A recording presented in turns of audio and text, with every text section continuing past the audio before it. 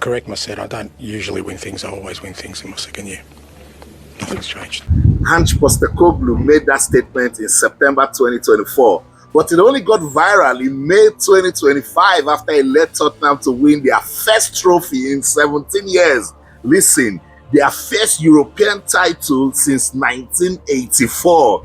Wow, he spoke it into existence, you know.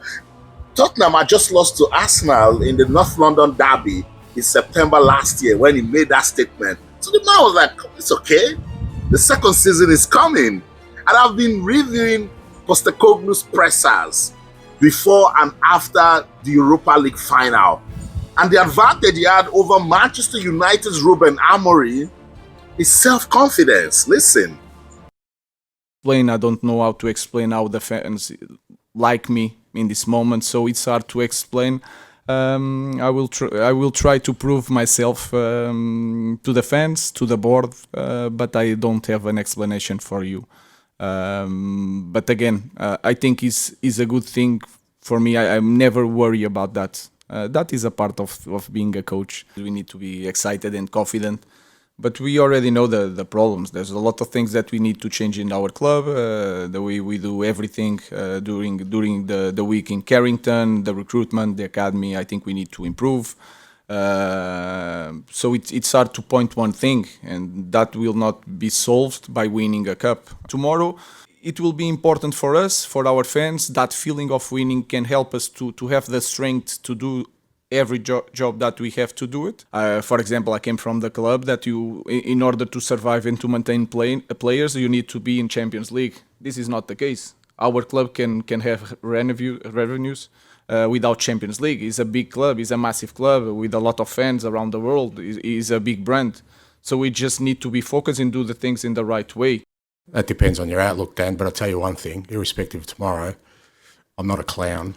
I never will be, mate. And you're really disappointed that you would use such terminology about a person who, for 26 years, without any favours from anyone, has worked his way to be in a position where he's leading out a club in a European major competition. For you to suggest that somehow us not being successful means that I'm a clown, not really sure how to answer that question. Tried as hard as I can to kind of stick to that process of getting the club to a position where they can challenge for trophies and at the same time rejuvenate a squad and change the playing style. It's been a fair assignment, and without its plenty of challenges along the way. But I guess with such a sort of big game tomorrow, there is an opportunity to kind of fulfil at least the main task I was sort of given, and that is to bring trophies to the club. Whatever happens beyond tomorrow is kind of irrelevant when you think about the opportunity that exists right now, and that is to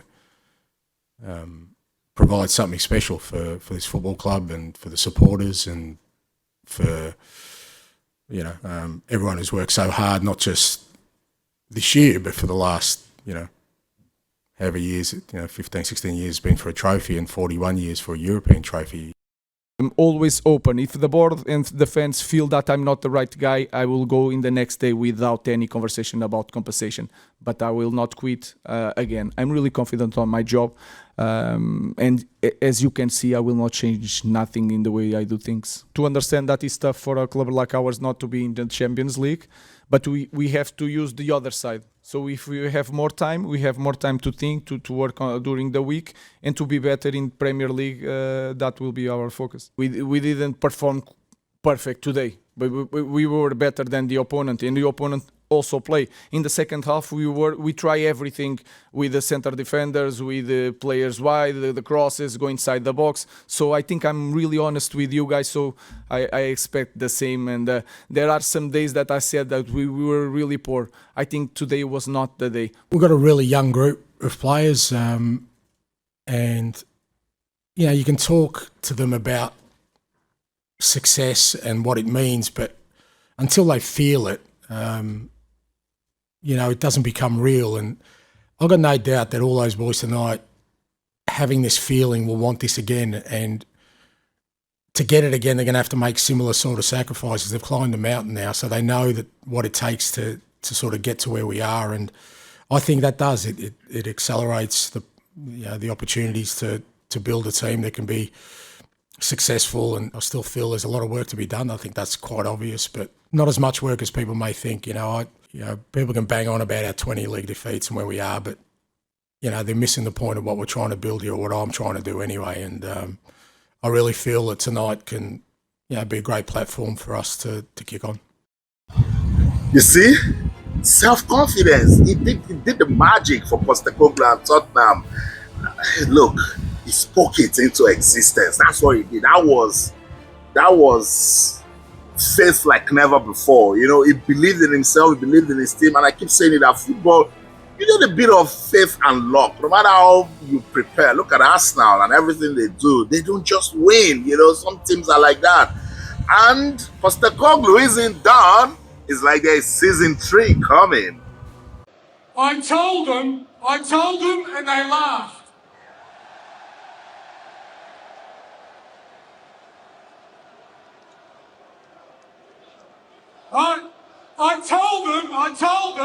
I told them, and they didn't believe. But here we are. And we're here because of this unbelievable group of people, players and staff, absolute heroes, led by the legend, Son Heung-min. Cuti Romero, James Madison, and Guillermo Vicario. All of them, heroes. And they did it all for you. Because you deserve it. This club deserves it. And I'll tell you... Postecoglou did 2 things with that statement. Number 1, to keep the belief going in his team. And 2, to force the Tottenham board to say, look, you need to keep me to see what I can do in season 3. I'll see you around again. That's it.